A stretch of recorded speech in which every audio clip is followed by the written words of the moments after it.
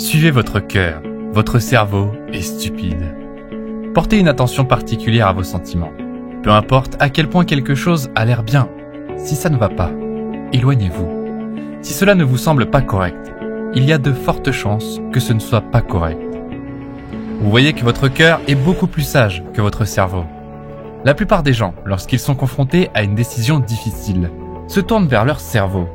La plupart des gens pensent que leur intelligence vient de leur cerveau. Mais ce n'est pas le cas.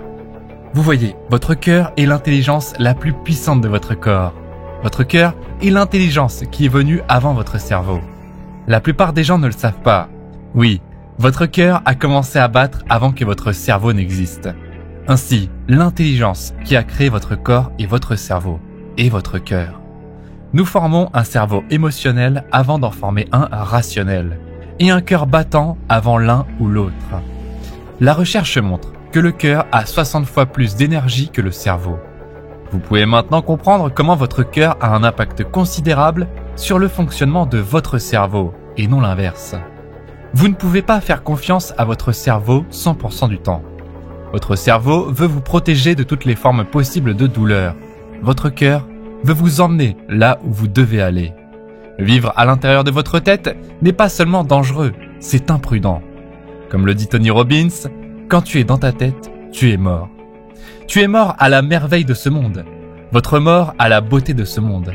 Vous êtes mort à la clarté de la prise de décision, à la paix et à la clarté véritable qui découlent du fait de suivre votre cœur. Entrez en contact avec vos sentiments. Votre cœur est le moyen de libérer tout votre véritable potentiel, votre paix et votre clarté. Votre cœur connaît le chemin. Suis ton instinct. Suivez votre intuition. Si vous sentez que c'est juste, suivez ce sentiment. Sortez de votre tête et entrez dans votre cœur. L'intuition ou suivre votre cœur pour agir sur une inspiration soudaine a une connotation si négative dans la société. On s'attend à ce que nous pensions avec nos têtes et soyons pratiques. Mais être pratique ou logique ne mènera jamais au véritable épanouissement ou au bonheur. Vous ne pouvez l'obtenir que lorsque vous vivez pleinement, comme votre moi authentique.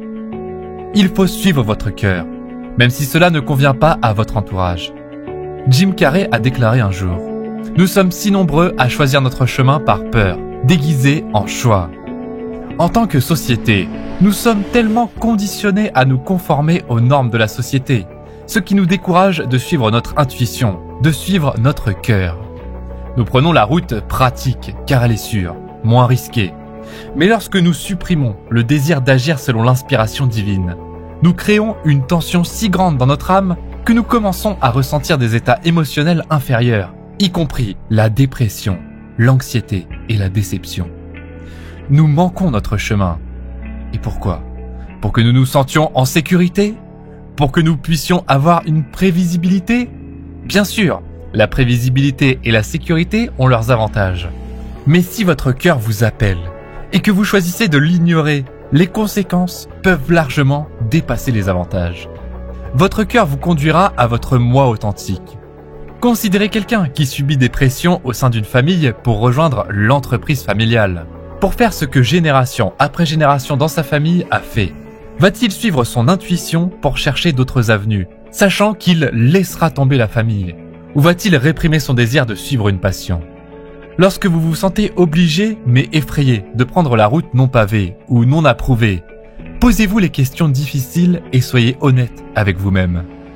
Y a-t-il un autre but pour moi dans cette vie, autre que de répondre aux besoins des autres et de faire ce qu'on attend de moi? Suis-je plus concerné par la façon dont les autres me perçoivent plutôt que par mon propre bonheur? Est-ce que faire ce qui est considéré comme normal ou obéissant dans cette situation me causerait des sentiments de fatigue et de dépression? Est-ce que je réprime mes vrais désirs? Quels seront les effets d'une suppression à long terme par rapport aux effets d'une acceptation à court terme par les amis, la famille et la société? Chacun de nous est doté de talents et de compétences qui peuvent être identifiés en regardant les choses qui nous passionnent et nous inspirent à faire. En réprimant et en se détournant de ces passions et impulsions, nous refusons l'accès divin à la création puissante qui existe en chacun de nous. Nous sommes tous ici dans un but, et ce but n'a parfois pas l'air si pratique, du moins au départ. Cela doit être ressenti dans le cœur. Vous avez toujours les réponses en vous. Tout ce dont vous avez besoin est en vous. Suivez simplement votre cœur et ne confondez pas les voix dans votre tête et autour de vous avec les conseils de votre cœur beaucoup plus sage et plus puissant. Suivez votre cœur, votre cerveau est stupide.